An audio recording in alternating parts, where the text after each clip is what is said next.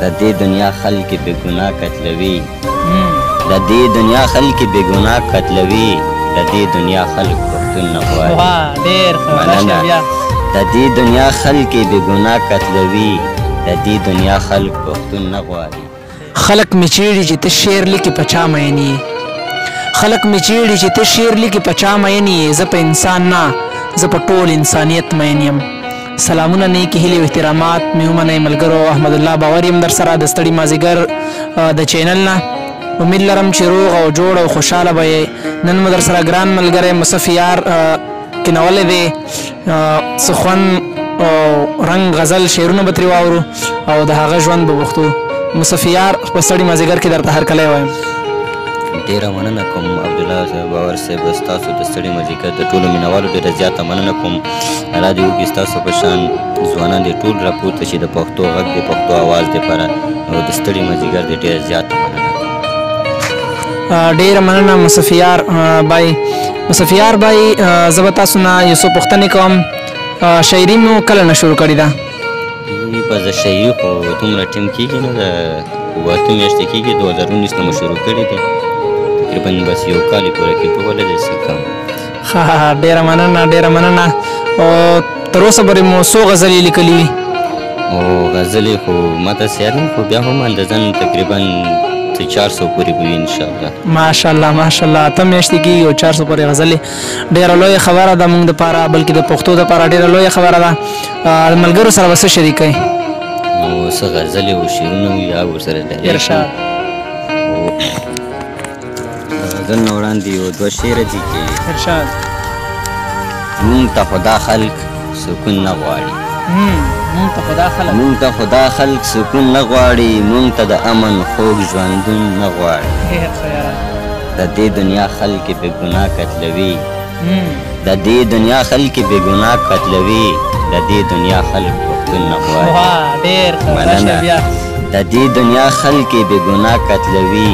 د دې دنیا خلک پښتون نه غواړي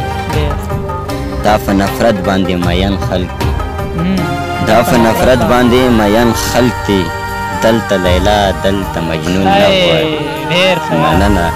دا په نفرت باندې مین خلک دي دلته لیلا دلته مجنون نه غواړي مصفیاره زړګی مه چاودوه مصفیاره زړګی مه چاودوه پښتون د خپل تقدیر بدلون نه غواړي دا شعر هم بیا ووایه مننه مصفیاره زړګی مه چاودوه پښتون د خپل تقدیر بدلون نه غواړي او غزل دی چې ښه کوه خواږه کوه ترخو ته ګوتې یو نسي ښه کوه خواږه کوه ترخو ته ګوتې یو نسي ما ته ګل راوړه ازغو ته ګوتې یو نسي مننه سبق وایا دا قلم او د کتاب دور دی سبق وایا دا قلم او د کتاب دور دی بچیه ټوپکو وسلو ته ګوتې یو نسي مننه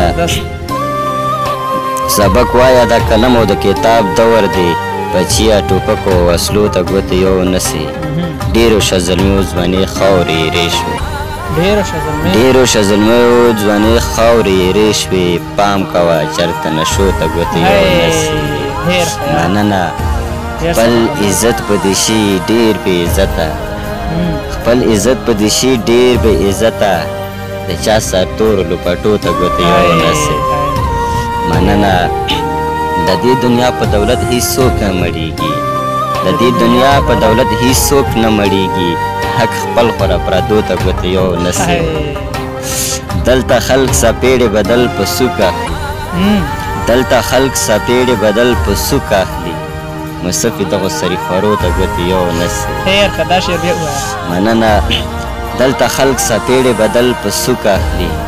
مصفي دغو سریخورو ته ګوتې یو نسي په یو غزل در سره بله هم شریکوم خلق په هر ځای کې آباد وي خلق په هر ځای کې آباد وي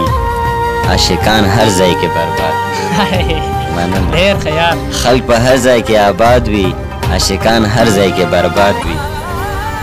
بیا به زه ونه ګورم بل چاته بیا به زه ونه ګورم بل چاته دا شوخېدل چې زما یاد وي